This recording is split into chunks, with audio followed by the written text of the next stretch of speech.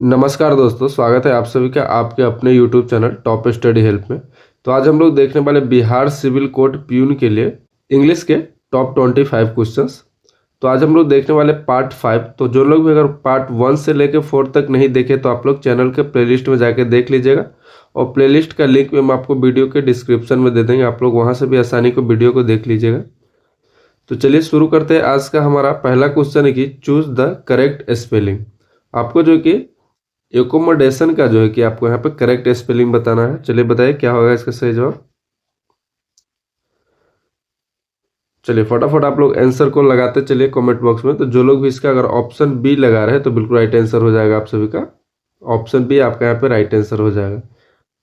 Accommodation मतलब क्या होता है कि ठहरने की जगह, और इसके स्पेलिंग में जो है कि आपका डबल सी और डबल एम दोनों आता है। तो आप लोग इसको जो है कि याद कर लीजिएगा अच्छे से। चलिए अगला क्वेश्चन है कि correct the choose the correct spelling. आपका वैक्यूम का जो है कि आपको करेक्ट स्पेलिंग बताना है। चलिए बताइए, ऑप्शन को देखिए और बताइए कि इसमें वैक्यूम का जो है कि वो करेक्ट स्पेलिंग कौन से ऑप्शन में है। चलिए बिल्कुल सही जवाब। जो लोग भी अगर इसका ऑप्शन बी अगर लगा रहे हैं तो बिल्कुल राइट आंसर हो जाएगा आप सभी का ऑप्शन बी।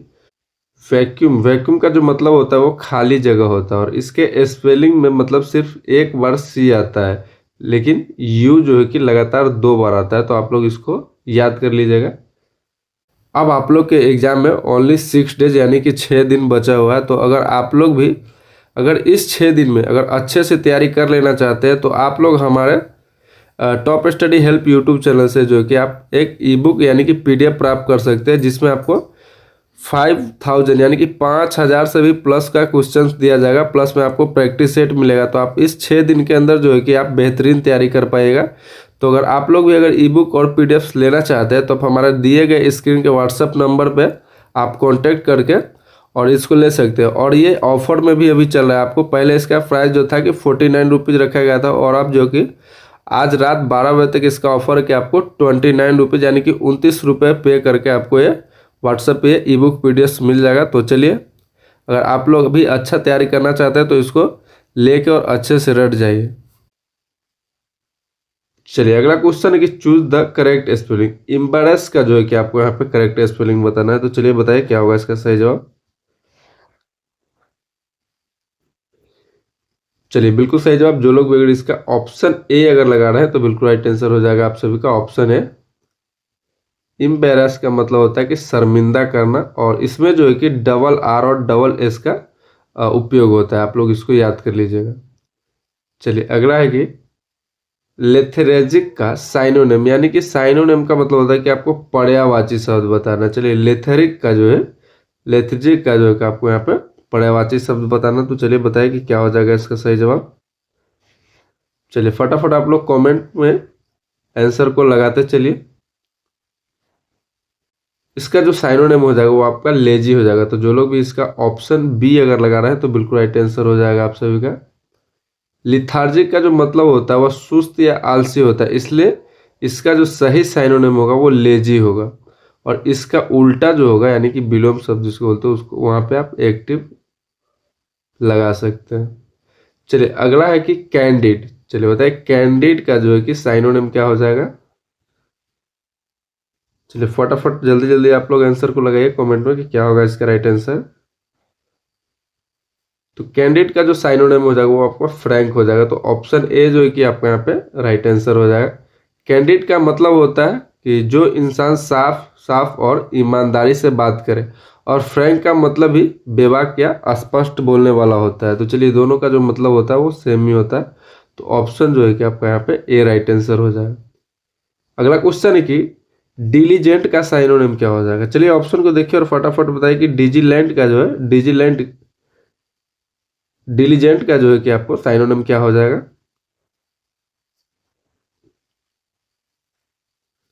तो डिलीजेंट का जो मतलब होता है वो मतलब मेहनती होता है, और तो इसका साइनोनिम जो हो जाएगा वो आपका हार्डवर्किंग हो जाएगा। तो हार्डवर्किंग आपका ऑप्शन ए जो है कि यहाँ पे राइट आंसर हो जाएगा। डिलीजेंट का अर्थ होता है कि बहुत ही मेहनती, इसलिए हार्डवर्किंग जो है कि इसका एकदम करेक्ट समानार्थी शब्द हो जाएगा। चलिए अगला है कि बैरन का एंटोनिम, यानी कि आपको विलोम शब्द बताना है। चलिए फटाफट आप लोग बताइए कि बैरन का एंटोनिम क्या हो जाएगा? तो जो लोग भी अगर इसका ऑप्शन बी लगा रखे फेर्टाइल, तो बिल्कुल राइट आंसर हो जाएगा आप सभी का ऑप्शन बी। बैरन का जो मतलब होता है वो बंजर जमीन जहाँ पे कुछ न उगे, और इसका उल्टा जो है कि फर्टाइल होता है जहाँ कि उपजाऊ होता है। चलिए अगला है कि ट्रांसपेरेंट का एंटोनिम क्या हो जाएगा? चलिए फटाफट आप लोग बताइए कि क्या होगा इसका सही जवाब।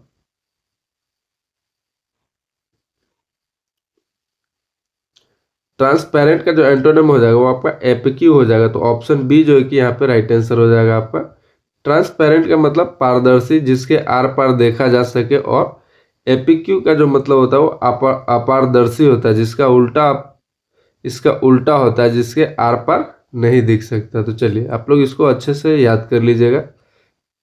अगला है कि पेसिमिस्ट।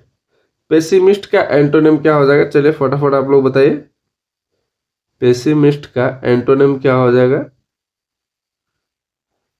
तो इसका जो सही जवाब हो जाएगा आपका ऑप्शन बी जो है कि ऑप्टिमिस्ट हो जाएगा। तो ऑप्शन बी जो है कि आपका यहाँ पे राइट आंसर हो जाएगा। पेसिमिस्ट वो होता है जो हमेशा बुरा सोचता है, और इसका उल्टा जो होता है ऑप्टिमिस्ट, जो कि आशावादी होता है, जो हमेशा पॉजिटिव सोचता है। चलिए अगला क्वेश्चन है कि he is fond dash sweets. आपको यहाँ पे जो खाली स्थान को आपको भरना है, तो चलिए बताइए कि क्या हो जाएगा इसका सही जवाब। He is fond dash sweets. चलिए बताइए आप लोग क्या होगा इसका सही जवाब। तो यहाँ पे जो है कि ऑफ लग जाए कि he is fond of sweets. तो ऑप्शन बी जो लोग भी अगर लगा रहे हैं तो बिल्कुल राइट आंसर हो जाएगा। और यह फिक्स प्रेपोजिशन का रूल है, और कि फॉन्ड फॉन्ड मतलब कि शौकीन होना के साथ जो है कि हमेशा ऑफ लगता है। फॉन्ड ऑफ स्वीट्स का मतलब होता है कि मिठाई का शौकीन। चलिए याद कर लीजिएगा आप लोग इसको अच्छे से। अगला क्वेश्चन है कि सी प्रेफर्स टी डैश कॉफी। चलिए बताइए यहाँ पे टी के बाद जो है कि आपका क्या उपयोग होगा? तो आप लोग को पिछले क्वेश्चंस में भी बताया था, तो यहाँ तो जो है कि आपका टू लग जाएगा। तो ऑप्शन सी जो है कि यहाँ पे राइट आंसर हो जाएगा। सी प्रेफर टी टू कॉफी हो जाएगा। तो यह जो है कि रूल रट जाइए पर। अगला क्वेश्चन है कि द न्यूज डैश गुड। चलिए बताइए कि द न्यूज के बाद जो है कि आपका यहाँ पे क्या यूज हो जाएगा? तो जो लोग भी अगर इसका ऑप्शन बी लगा रहे हैं कि द न्यूज इज गुड, तो बिल्कुल राइट आंसर हो जाएगा आप सभी का ऑप्शन बी। न्यूज जो देखने में बहुवचन यानी कि प्लूरल लगता है, क्योंकि अंत में एस है, लेकिन यह अनकाउंटेबल नाउन है, इसलिए हमेशा इसके साथ जो है कि एक वचन यानी कि वर्ब लगता है। आप लोग इसको अच्छे से याद कर लीजिएगा। अगला है कि neither of the boys dash come. चलिए बताइए कि यहाँ पे क्या उपयोग हो जाएगा और इसका राइट आंसर क्या हो जाएगा? तो जो लोग भी अगर इसका ऑप्शन बी अगर लगा रहे कि has, neither neither of the boys has come, तो बिल्कुल राइट आंसर हो जाएगा आप सभी का। यहाँ पे जो है कि नेदर ऑफ ईतर ऑफ ईच के बाद जो है कि संज्ञा नाउन बहुवचन होता है, लेकिन वर्ब जो है कि हमेशा वह सिंगुलर हैज के साथ लगता है। तो ऑप्शन बी यहाँ पे जो है कि आपका राइट आंसर हो जाएगा। अगला है कि I have been reading dash 2 hours। चलिए बताइए कि क्या हो जाएगा इसका सही जवाब। चलिए फटाफट आप लोग आंसर को लगाते चलिए। तो जो लोग भी अगर इसका ऑप्शन बी अगर लगा रहे हैं तो बिल्कुल राइट आंसर हो जाएगा आप सभी का कि I have been reading for 2 hours। तो बिल्कुल राइट आंसर हो जाएगा आपका ऑप्शन बी। जब समय की अवधि यानी कि ड्यूरेशन दी हो, जैसे 2 घंटे 4 दिन, तो वहां पे क्या होता है कि फोर लगता है। अगर पक्का समय जैसे 2 बजे से सुबह से इस तरह का अगर दिया होता है तो वहां पे सिंस लगता है। चलिए अगला क्वेश्चन है कि ही इज डैश यूरोपियन। चलिए बताइए यहाँ पे क्या लग जाएगा। तो ये बहुत ही इजी सवाल है। आप लोग यहाँ पे ऑप्शन ए जो लोग भी लगा रहे हैं तो बिल्कुल राइट आंसर हो जाएगा आप सभी का कि ही इज ए यूरोपियन। तो ऑप्शन ए जो है कि आपका यहाँ पे राइट आंसर हो जाएगा कि यह चलिए, जो लोग भी नए हैं तो हमारे चैनल को सब्सक्राइब करके और वीडियो को लाइक जरूर कर दीजिएगा और अपने दोस्तों में शेयर भी कर दीजिएगा। चलिए, अगला क्वेश्चन है कि distribute this apple that Ram and Shyam. चलिए बताइए यहाँ पे क्या लग जाएगा आप पे। तो जब एक या दो लोगों में, चलिए बिल्कुल सही जवाब। जो लोग भी अगर यहाँ पे ऑप्शन बी लगा रहे कि बिटवीन, कि distribute the Apple between Ram and Shyam, तो बिल्कुल राइट आंसर हो जाएगा आप सभी का ऑप्शन बी। जब कोई चीज जो है कि सिर्फ दो लोगों में, जैसे राम और श्याम के बीच में बांटना होता है, तो वहां पे जो है कि बिटवीन का प्रयोग हो जाता है, और दो से ज्यादा के लिए जो है कि यहाँ पे एमोंग का उपयोग किया जाता है। चलिए आप लोग इसको याद कर लीजिएगा। अगला है कि if I dash A bird I would fly. चलिए बताइए कि क्या होगा इसका सही जवाब। तो यहाँ पे जो है कि जो लोग भी ऑप्शन सी लगा रहे कि if I were a bird I would fly, तो बिल्कुल राइट आंसर हो जाएगा आप सभी का ऑप्शन सी। जब हम कोई कोड़ी कल्पना यानी कि इमेजिनेशन करते हैं तो सच नहीं हो सकती है, तो सब्जेक्ट यानी कि आई ही सी यहाँ पे कुछ भी हो सकता है, तो हमेशा जो है कि वहाँ पे वेयर लगता है। जैसे कि इसका हिंदी हो जाएगी काश में पक्षी होता। चलिए अगला है कि scarcely had I reached the station that the train left. चलिए बताइए कि क्या हो जाएगा इसका सही जवाब।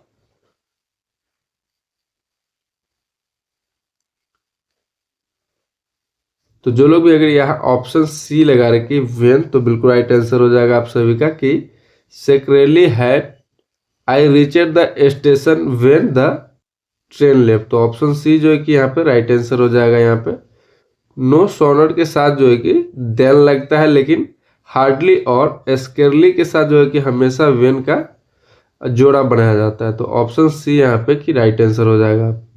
चलिए अगला है कि one should keep that promise. चलिए बताइए कि क्या हो जाएगा इसका सही जवाब।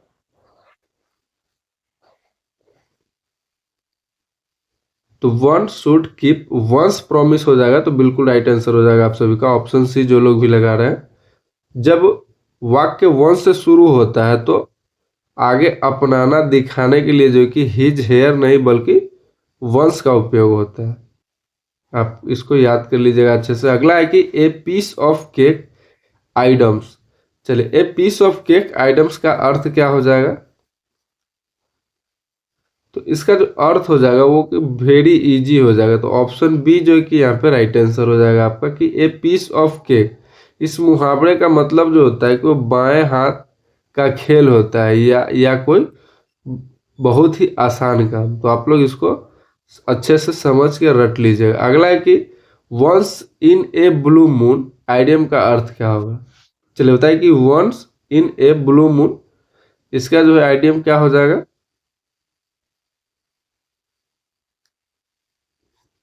तो इसका जो हो जाएगा कि रेयरली हो जाएगा। तो ऑप्शन बी जो है कि यहाँ पे राइट आंसर हो जाएगा।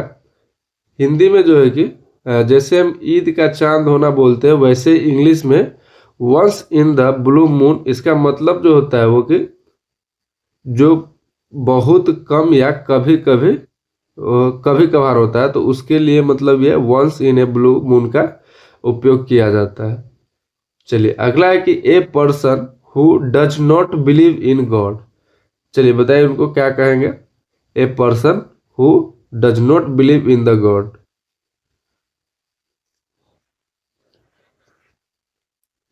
तो उसे अथेस्ट कहते हैं। तो ऑप्शन बी जो है कि यहाँ पे राइट आंसर हो जाएगा आपका। जो इंसान भगवान को नहीं मानता उसे नास्तिक यानी कि एथिस्ट कहते हैं, जो मानता है उसे आस्तिक यानी कि थिस्ट कहते हैं। चलिए आप लोग इसको याद कर लीजिएगा दोनों क्वेश्चन को। अगला क्वेश्चन है कि to beat the dust idiom. चलिए, to beat the dust idiom का क्या हो जाएगा राइट आंसर। तो यहाँ पे जो लोग भी अगर टू फेल बी डिफीटेड लगा रहे हैं, तो बिल्कुल राइट आंसर हो जाएगा आप सभी का ऑप्शन बी। इसका मतलब जो होता है धूल चाटना या किसी लड़ाई या काम में बुरी तरह हार जाना या फेल हो जाना होता है। तो आप लोग इसको अच्छे से याद कर लीजिएगा। अगला अगला क्वेश्चन है कि a place where books are kept. चलिए बताइए क्या हो जाएगा इसका राइट आंसर। तो इसका जो हो जाएगा आपका ऑप्शन सी। जो लोग भी लगा रहे हैं कि लाइब्रेरी, तो बिल्कुल राइट आंसर हो जाएगा आपके। वह जगह जहाँ पे बहुत सारी किताबें रखी जाती है और पढ़ी जाती है उसे क्या कहते हैं, पुस्तकालय यानी कि लाइब्रेरी कहते हैं। चलिए आप लोग इसको अच्छे से याद कर लीजिएगा। और आज का हमारा लास्ट क्वेश्चन कि ब्रेक ए लेग आइडियम, चलिए बताइए ब्रेक ए लेग इसका अर्थ क्या हो जाएगा, चलिए बताइए। और इसका जो है कि आपको आंसर जो है कि आपको कमेंट बॉक्स में देना, और ये बहुत ही इंपॉर्टेंट क्वेश्चन है, आप लोग इसका जवाब जरूर दीजिएगा। तो चलिए बताइए कि आज का क्लास आपको कैसा लगा। अगर अच्छा लगा हो तो वीडियो को लाइक कीजिएगा, और ऐसे ही वीडियो पाने के लिए आप हमारे चैनल को सब्सक्राइब जरूर कर लीजिएगा। तो मिलते हैं आपसे अगले वीडियो में, तब तक के लिए जय हिंद जय भारत।